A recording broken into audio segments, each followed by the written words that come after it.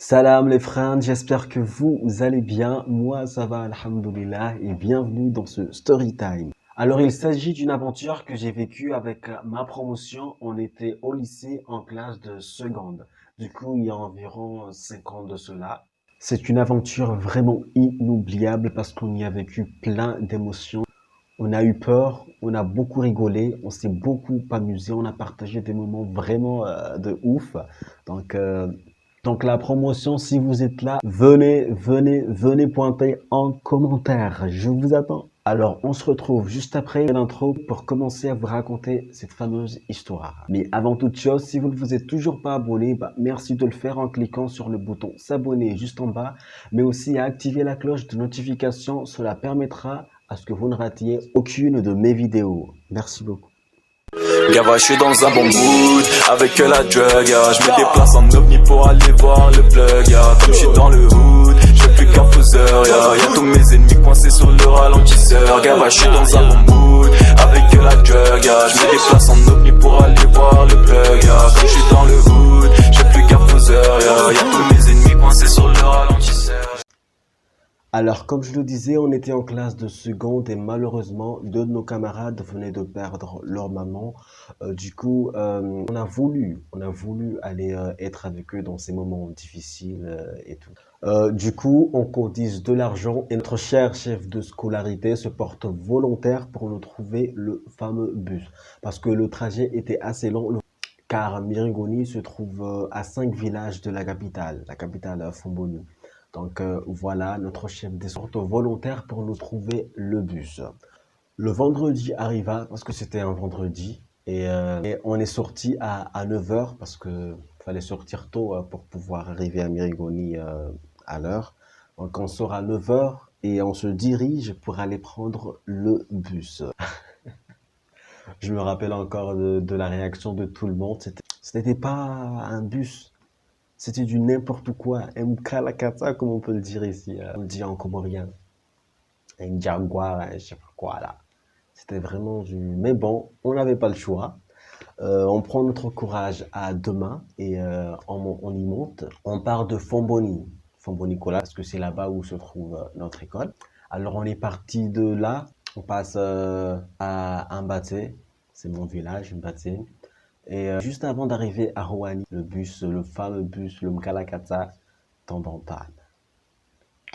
C'est le début des galères. Ah là là. Donc le bus, il tombe en panne juste avant d'arriver à Rouhani. On n'a pas eu le choix, hein. Ça allait prendre du temps. Donc on nous demande de marcher, parce que là on était presque arrivé à Rouhani. On nous demande de marcher jusqu'à Rouhani et de nous poser quelque part pour attendre que le chauffeur répare le bus, le fameux bus, hein, c'était n'importe quoi. Donc en gros à Rouhani, on y reste jusqu'à... Ah, c'était vraiment... Parce qu'on y a même, on y a même fait la prière de Idjouma. C'est après qu'on ait fait la prière de Idjouma que le bus vient nous retrouver. Après ces longues heures passées à Rouhani, après le Idjouma, le bus vient enfin nous retrouver. On y remonte. Hey, on le sentait même pas. On sentait qu'il y avait un truc qui clochait dans le bus. C'était du n'importe quoi. Il roulait pas bien du tout, franchement. Pas bien du tout. Donc, après Rouhani, on trouve Domoni. On trouve Domoni. Après Domoni, on trouve Barakali, puis Miringoni. On part de Rouhani, on arrive à Domoni, mais en sont en train de Domoni, on arrive à un virage. Un virage de ouf, un virage montagneux, parce que au-delà de Rouhani, les routes sont vraiment, mais alors là, vraiment graves. Les routes sont basées sur des montagnes, sur des virages de ouf. Et le fameux bus, là, franchement, on ne le sentait pas du tout, hein.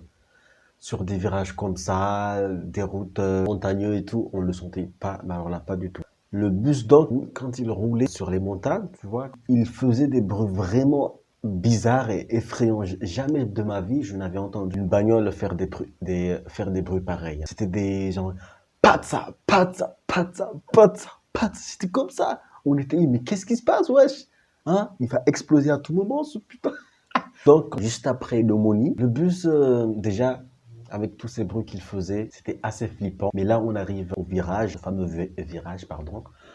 Euh, le bus, vous voyez, là, il est en train de monter, hein, le bus est en train de monter et faisait de plus en plus ces bruits, là, les patsa, patsa, patsa, patsa, un virage montagneux. Et c'est là que tout a commencé. L'enfer commença. Putain, putain, putain. Le chauffeur, il force, il force, il force, il force jusqu'à un moment donné, le bus, bah, il lâche complètement. Il lâche, je dis bien, il lâche. Et il commence à faire marche arrière, marche arrière. Et là, tout le monde commence à crier. Ah. Je me rappelle encore des cris que poussait Nadjila. Nadjila et Marie. C'était c'était flippant. Genre, c'était chacun pour soi. Genre, chacun voulait descendre en premier. Allez, pousse-toi de là! Allez, pousse-toi de là! Pousse-toi de là! Pousse-toi de là! J'ai dit pousse-toi de là! Allez, pousse-toi de là! Tumbade, tumbade, pousse-toi de là! Katade, katade, pousse-toi de là! Katala, katala, pousse-toi de là! Laisse-moi passer, laisse-moi passer! Ah là là là, on a vraiment, là, on a vraiment eu peur. Heureusement, personne ne s'est pissé dessus. Et on allait mourir, hein, on allait crever là. On allait crever juste à côté, juste à droite, plonger une vallée de ouf. Une vallée de ouf. Genre, si on y était tombé, explosion directe, hein, le malheur allait arriver. Moi, personnellement, je ne savais pas si je devais me marrer ou bien crier comme les autres, hein. Je ne savais pas du tout. Parce que juste à côté, il y avait les autres qui criaient. Enfin, Najla qui criait. Mais bon, heureusement, alhamdoulilah, alhamdoulilah, le chauffeur arrive à stopper le bus. Et là, tout le monde se précipite, hein. Tout le monde se précipite. Ah, je vais descendre en premier, je vais descendre en premier. Laisse-moi passer, laisse-moi passer. Donc, tout le monde descend le plus vite possible. Et voilà, il y avait Nadjila qui était toujours sous le choc. Du coup, je la prends dans mes bras, j'essaie de la calmer un peu. Et là, il y avait tout le monde était là, bouche bée. Mais hey, qu'est-ce qui allait se passer? On allait mourir, sérieux là? On allait crever, hein? Et tout ça à cause de notre chef de SCO, hein? De son irresponsabilité. Mais bon, personne ne pouvait savoir ce qui allait se passer. Donc, bon, je n'irai pas jusqu'à dire qu'il a été irresponsable. Mais franchement, de tous les bus qu'il existe ici à Moyeli, pourquoi celui-là, hein? Pourquoi celui-là? En tout cas, vu le moment, on pouvait. Enfin, c'était normal, hein. Vu le moment, c'était normal. Et le pire dans tout ça, vous savez, c'est que parce qu'on était accompagné de notre prof d'arabe, en plus de notre chef de scolarité. Mais eux, ils avaient pris une moto. Ils n'étaient pas dans le bus.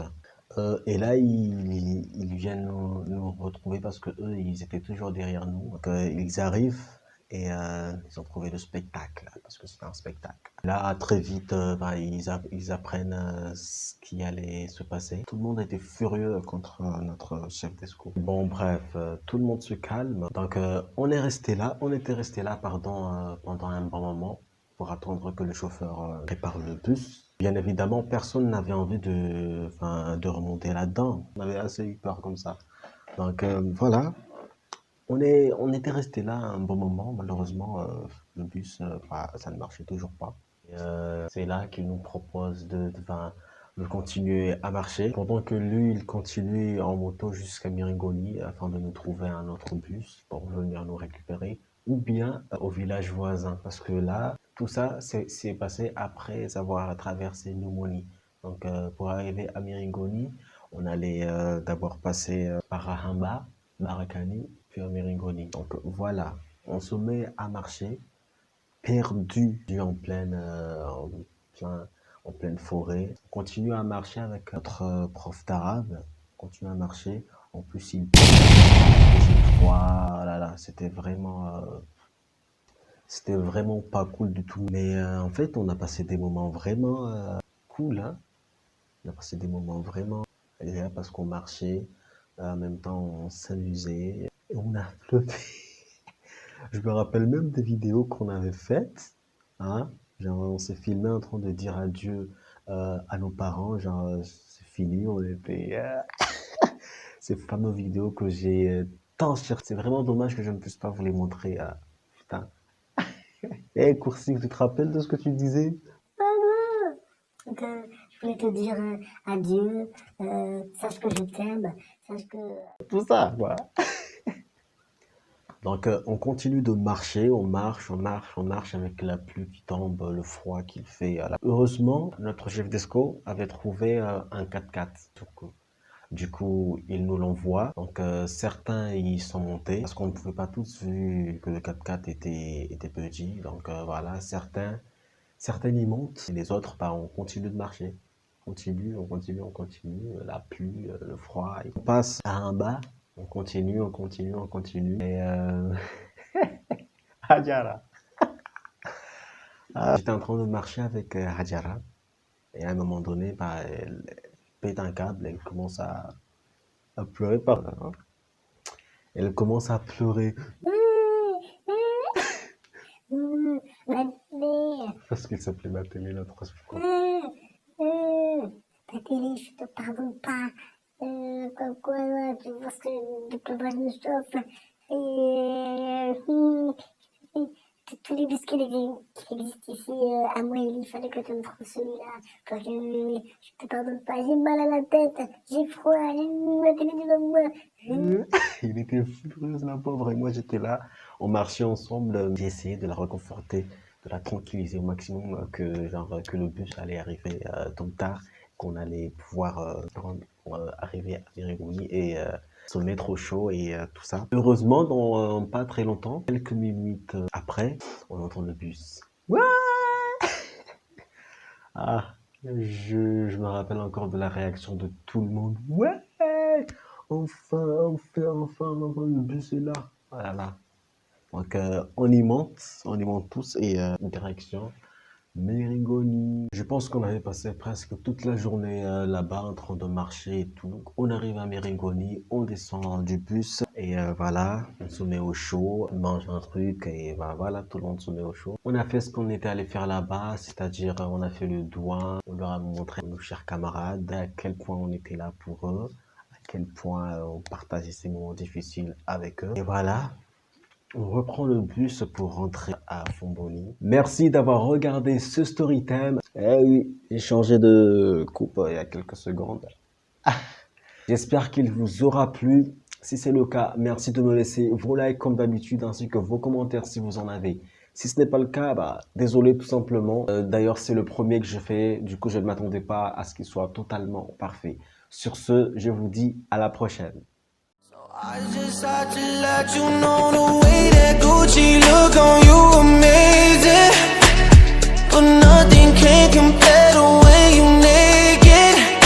Now we're backward into many, got you fed.